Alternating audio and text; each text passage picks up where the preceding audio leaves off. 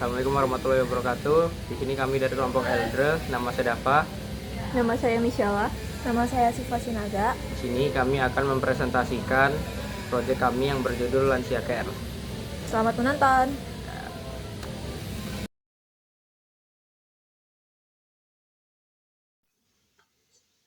Assalamualaikum warahmatullahi wabarakatuh.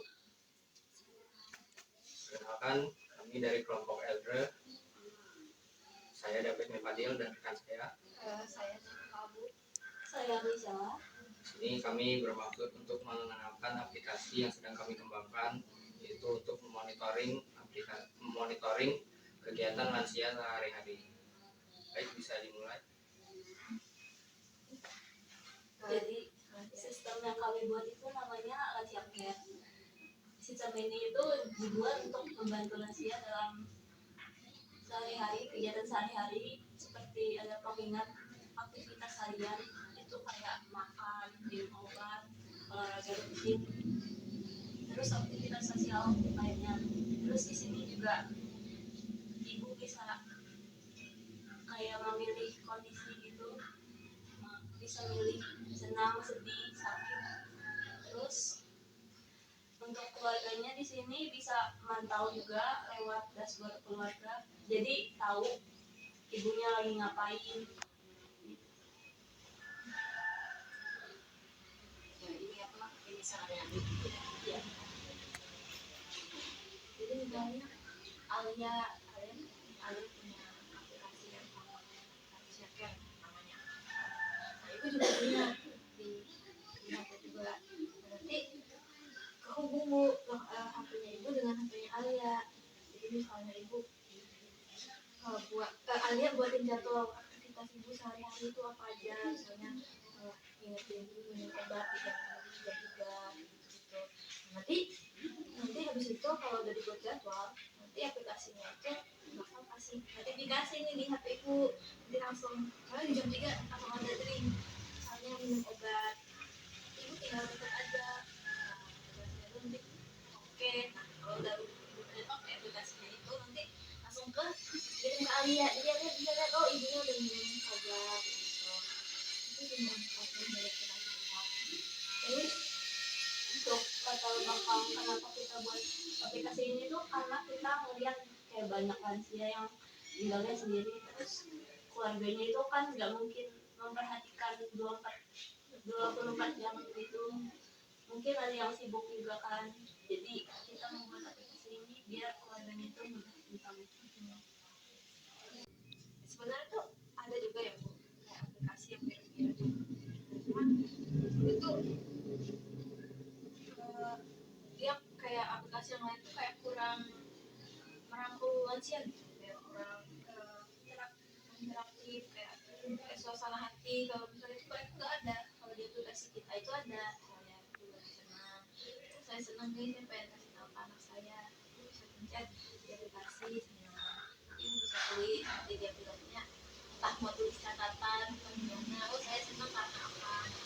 Nanti juga nanti ada solusi, misalnya kalau ibu sedih nanti dari pop upnya muncul, kalau lagi sedih mungkin dengerin musik aja Bu, nanti dikasih link video musik kayak gitu. Itu yang buat mungkin aplikasi kita lebih unggul dibandingkan aplikasi lain. Mungkin langsung aja kasih lihat aplikasinya. Aku mau nanya dulu boleh? Boleh. Kan tadi ada yang emosi gitu kan. Nah itu selain daripada yang alarm pengingat itu, yang bisa dilihat dari keluarganya tuh yang not emosi yang dibuat si nenek itu bisa kayak gini nggak? Bisa ya. Terus kita bisa kayak ngasih pesan gitu nggak? Kalau pesannya di luar dari aplikasi. Misalnya kita tahu nih, kan ibu lagi sedih atau apa, terus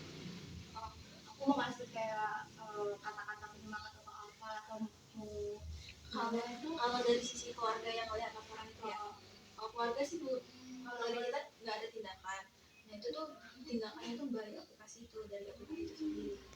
Jadi nanti kalau ada sedih, dari aplikasi itu bakal terjadi solusinya. Tapi kalau dari keluarga nggak ada, jadi keluarga cuma menerima laporan dari ibunya. Idenya bisa bilang, idenya boleh juga. Terus ini untuk tampilan aplikasinya, pertama kita mesti masuk dulu. Ini isi username sama kata sandi.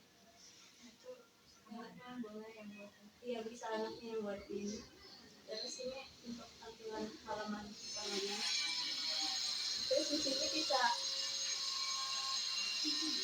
itu bisa nambahin jadwal di sini.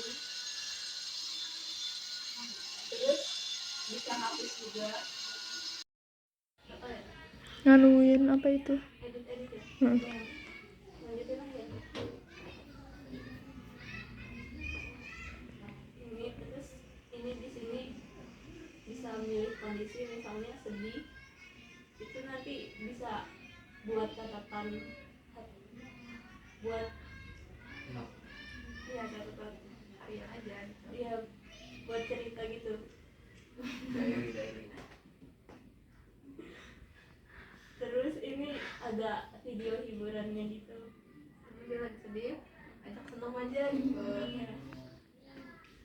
Nah ini juga ada tombol panggilan darurat, misalnya kalau ada keadaan darurat gitu bisa manggil, ini terhubung ke keluarganya. Ya mungkin dari penjelasan kami Bu atau Ali ada yang mau ditanyakan, ada yang mungkin atau mungkin ada saran kritik gitu. Boleh.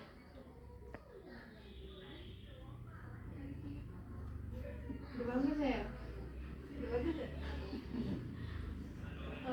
Aku mau nanya juga nih, tadi yang tombol SOS ya, itu gimana cara mastiin kalau itu emang benar-benar terkonek supaya cepat dan tepat ke keluarganya itu loh ketika kondisi darurat?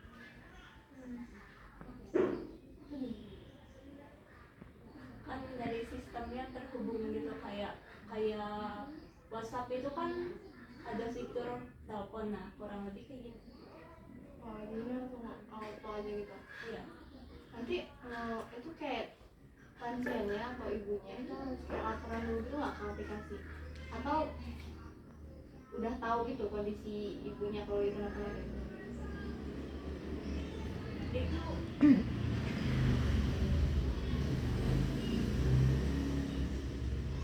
Itu kan kayak langsung ada, ya kurang lebih kayak telepon gitu.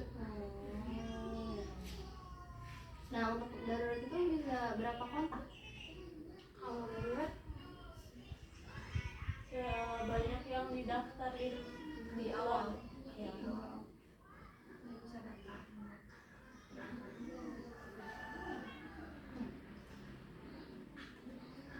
yang nanya. Udah cukup. Begitu saja penyampaian aplikasi yang kami kembangkan. Kami akhiri. Wassalamualaikum warahmatullahi wabarakatuh.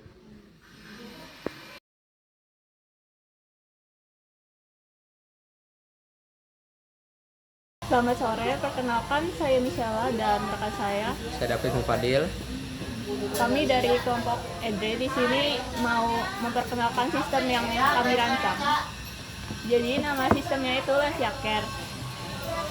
Lansiacare ini aplikasi mobile yang membantu lansia dalam menjalankan aktivitas sehari-harinya, kayak misalnya lewat reminder udah minum obat, makan, olahraga rutin, sama aktivitas lainnya. Terus keluarga di sini juga bisa memantau lansianya lewat kayak dashboard. Jadi dia bisa tahu jam berapa neneknya ini udah makan, udah minum obat gitu. Untuk latar belakangnya sendiri itu kita melihat banyak lansia yang masih tinggal sendiri, terus kayak jauh dari pengawasan keluarganya atau keluarganya lagi sibuk kerja.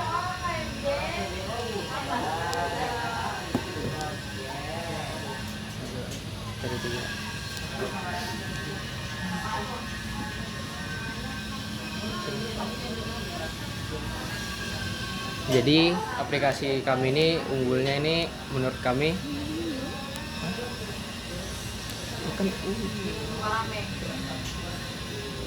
Lansia Care ini ditujukan kepada lansia dan juga anaknya atau keluarganya.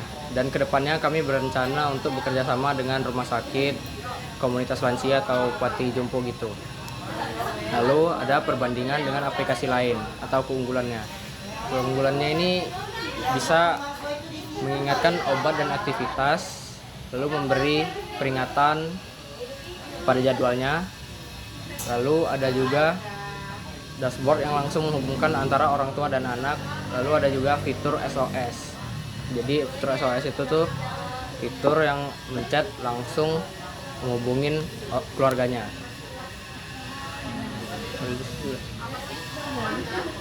Lalu kami menyediakan 2 pilihan, yaitu ada yang gratis. Gratis itu cuma ada pengingat obat dan aktivitas.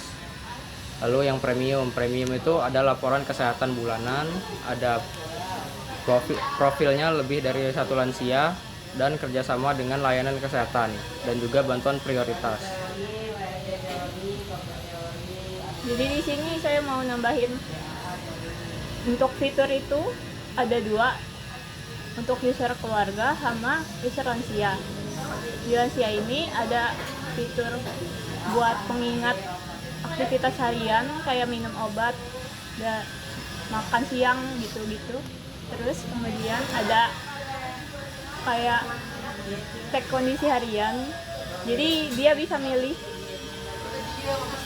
kayak kondisi hariannya, Kondisi mood. ya, senang, sedih, sakit gitu. Terus ada tombol SOS. Nah, jadi ini fitur untuk keluarganya. Jadi ada dashboard, di sini ada sekilas laporannya, kayak kegiatannya apa untuk lansianya ya. Terus mungkin ini nanti dia ada input suasana hati atau kondisi. Terus ini ada berbagai aktivitas dia. Terus ini fitur laporan. Di sini hampir mirip sama dashboard, cuman ini lebih kompleks nantinya. Nanti di sini ada tombol request home care visit. Jadi misalnya keluarganya pengen nih si lansianya dikunjungin oleh dokter atau semacamnya, dia bisa request di sini. Nah, nanti dia bakal isi data pasien segala macam, baru permintaan. Terus ini ada fitur notif. Jadi setiap aplikasi yang sudah maksudnya aktivitas yang lansianya udah selesai lakuin, nanti bakal kena notif, maupun udah ataupun yang terlewatkan, udah dan terlewatkan. Kayak gini. Ini bisa dibaca? Oh enggak. Oke. Jadi itu mungkin itu aja penjelasan dari kita. Kalau dari Felix sendiri mungkin ada pertanyaan yang dibingungin. Oke, sebelum ngasih pertanyaan, sebenarnya untuk penjelasannya udah jelas, udah detail, bagus sih menurut aku. Apalagi untuk lansia kan, yang bisa dibilang udah rapuh lah. Mungkin di sini aku bakal ngasih pertanyaan nggak banyak. Pertanyaan adalah sasaran lansia yang kalian pikirkan itu, sasaran lansianya berapa? Kemungkinan untuk lansianya itu umur 50 ke atas. 50 ke atas. Ya. Misalnya nih, saya nih jadi lansia. Anggap aja umur saya ini 67 deh. 67. Namanya orang lansia itu kan udah tua. Mereka pasti lupa lah istilahnya. Bahkan kalau misal kita udah ngingetin secara langsung pun mereka bakal tetap lupa. Menurut kalian, apakah aplikasi ini efektif buat mereka gitu? Apakah kalian udah ngasih misalnya jam waktu makan, istirahat, everything gitu? Apakah mereka bakal tetap ngelakuin itu? Menurut kalian apakah aplikasi ini bakal efektif? Gini, coba kasih lihat yang dari ini. Oh, di sini.